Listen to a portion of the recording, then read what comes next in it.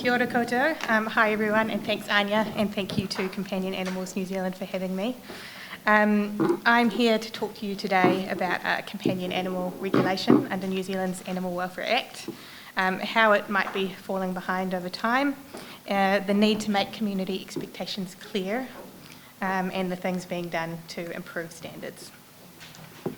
So first, as we heard from the Minister this morning, just need to acknowledge that New Zealand does overall have a very strong animal welfare reputation, and that's particularly overseas and particularly in relation to farmed animals. We have a strong and comprehensive Animal Welfare Act. It includes the formal acknowledgement of sentience in 2015, which is a world-leading piece of work. We were the first country to completely ban livestock export by sea for both breeding and slaughter, although that is now under threat, but that is a completely different presentation. We use our reputation to do things like negotiate free trade agreements, which include animal welfare chapters, which is a relatively new development as well. But I just wanted to highlight that quote from the Ministry for Primary Industries on the left there about securing access to markets, because that starts to show maybe how companion animals can fall through the cracks a little bit when we look at our overall system. So these are the two main outcomes of New Zealand's animal welfare strategy, and highlighted in outcome 2 is the fact that the strategy, half of it, really focuses on adding value to our primary sector exports, and really focuses on our reputation as an agricultural producer. And of course, companion animals don't really fit into half of the strategy. Companions are not totally forgotten. We did hear from the Minister that there's work going on tethering, for example. But it's still not hard to see how they can maybe fall in between the cracks when other animals, like farmed animals, can address both of these at the same time. And we can see how the strategy, which was released in 2013, so it's a little bit old now, but it's still flowing through into work happening today. So that's a quote down there from the National Animal Welfare Advisory Committee, NAWAC. They are currently embarking on a review of codes of welfare, and you can look at their priorities on their website.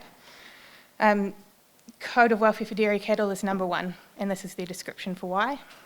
So it's because of the industry's prominence in the country's economy and because of the reputational risk if it's not updated. And you can see on their website following on from that is sheep and beef cattle, deer code, pig code. That's kind of what's coming up next. And they can hardly be blamed, really. They're following the strategy that's been set in place. But meanwhile, what's happening with companion animals on the ground? So we've already heard from a couple of speakers today that this is a growing problem. These are some headlines from the last 4 years or so. So it's interesting to hear that a lot of the rescues have been set up since COVID. I ran out of room on the slide pretty fast. It took just a few minutes to find all of this, right?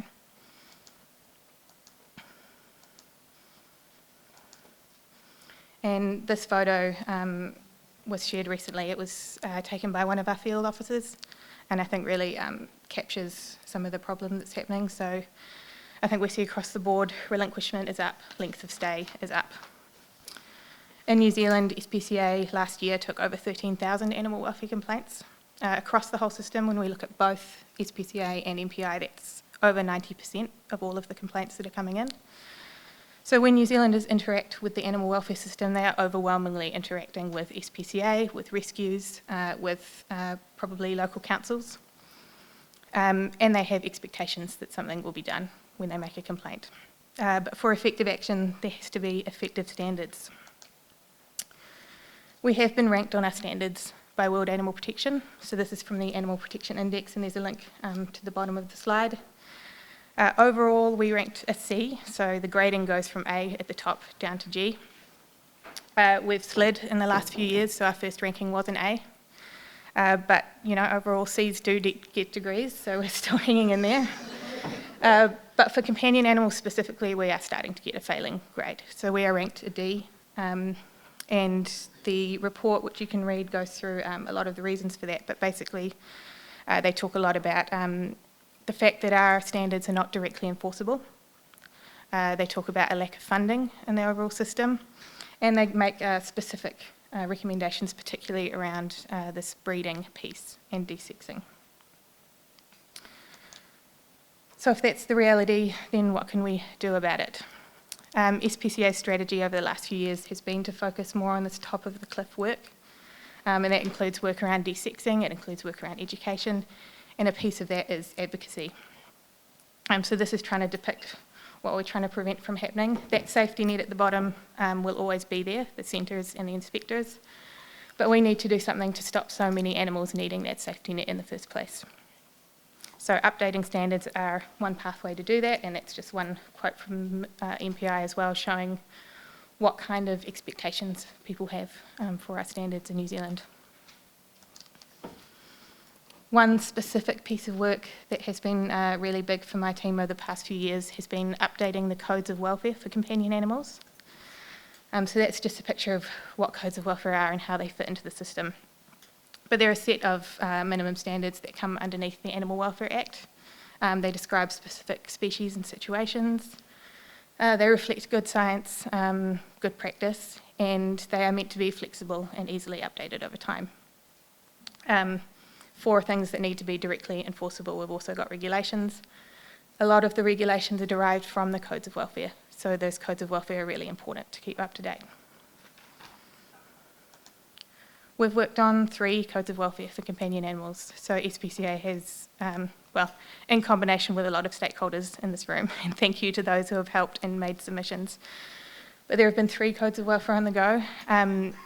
Drafted a new one for rabbits, so there is no set of standards for rabbits. That's a third most popular companion animal.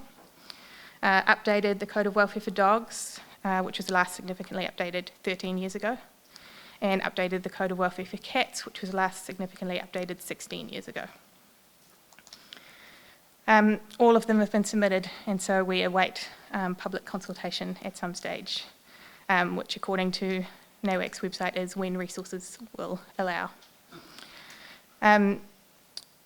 While there are, across all of these codes of welfare, we see a really repeating problem. So they all have standards around breeding.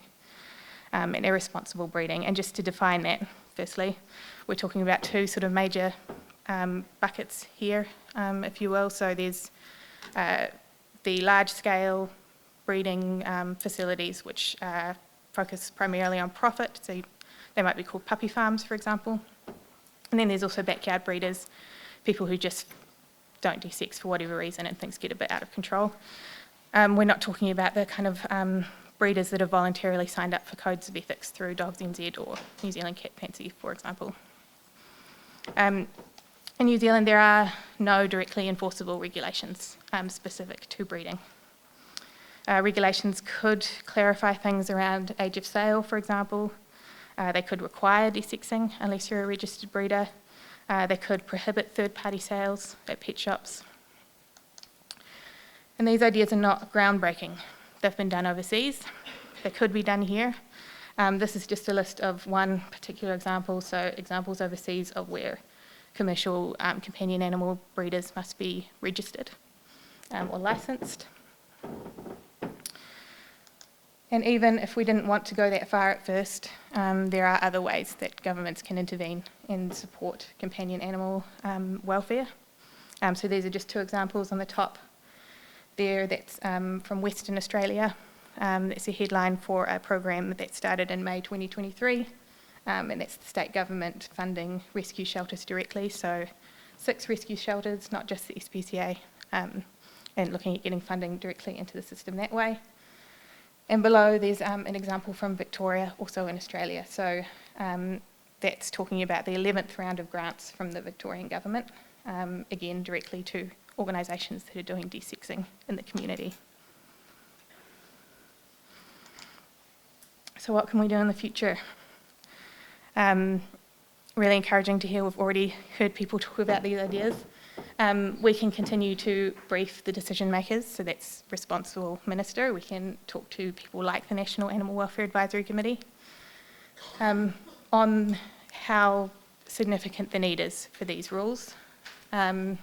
We can work together to present a kind of united front to make expectations clear that our animal welfare system is and can be about more than agriculture. And And just highlighting one thing that's going on at the moment as well, whether companion animal people are at the table or not, there are conversations about what the animal welfare system looks like. And one example right now is one of the coalition promises was to reform the Animal Welfare Advisory Committee. And with that picture of cows in the background, we might be able to guess what kind of direction that committee might be going in. I suspect they might be talking more about farm animals rather than less, right? And finally, we can use data and evidence available to us. So when we approach decision makers, being able to describe how bad the problem is really important. And that's where organisations like Companion Animals New Zealand are really important, and really happy to see in that little pamphlet on all the tables that advocacy and things are in there for the Good Life Centre. And things like the regular surveys are really key to that work as well. But I think overall the message is together we can make the animal welfare system work better for companion animals over time. And yeah, thank you. And time for questions.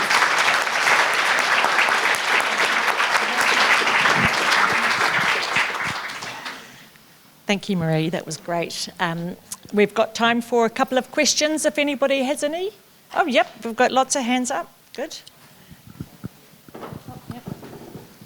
Hi, my name's Beverly. I'm just asking, because I know Trade Me, good old Trade Me, is a huge platform for unregulated breeders. Has SPCA had anything to do with that? I know I have broached them and asked them specifically their stance on allowing non-registered breeders to sell pets from areas of New Zealand where the councils have bylaws and they say nothing to do with them. If they want to sell pets, they can. When there's bylaws in place in quite a few areas of New Zealand now. So I'm wondering if SPCA has had anything to do with some of those major platforms. Yeah. So we are in contact with organisations like Trade Me, for example. Things get referred to the inspectorate that way, and we talk to them about things like they have put a voluntary code of welfare, so people who are listing animals can tick a box saying they've met the codes of welfare. So we talk to them on an ongoing basis about that. But I think it comes back to that idea of how much longer we can rely on these voluntary initiatives like that, and at what point we would need some kind of stronger teeth around third-party sales and who can actually list these animals. Yeah, absolutely. Thank you. Firstly, congratulations on having your national animal welfare strategy, because we in Australia don't have one anymore. So well done, hang on to it. And also congratulations on your banning of live export. As you know, it's still an issue for us.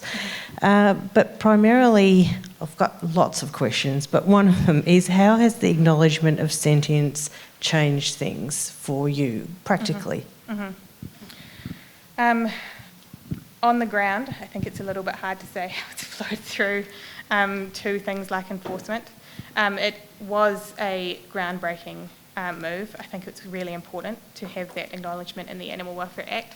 It has meant that groups like the National Animal Welfare Advisory Committee have had workshops trying to define it, trying to look at how to apply it. It spurs conversations over time, and I think that's kind of been the main benefit of having it there, and that is a real benefit. The next kind of step, I suppose, would be, you know, if you've got it in legislation, what does that actually mean for standards? And I think that conversation is still just starting. Okay, last question. Yep. Hi, I'm Jo. One of my questions is, as far as education goes, it seems to be concentrating on education of people that you're dealing with, rather than getting it into a school curriculum at like different levels. Is that something that you've could help or looking towards doing? Yeah, absolutely. So when we talk about education, I think we're talking about both things. So we absolutely do have a school program, and come and talk to Anya about it in the break, because she'll be able to tell you all about it. But if you go to the kids' education, I think that's the URL for SPCA, you'll be able to see that. It's so that program is about getting into primary schools. It provides a kind of virtual platform for teachers and students to use, and we've really tried to focus on teaching kids about things like the 5 domains and some of that latest science in a kid-friendly way, I suppose.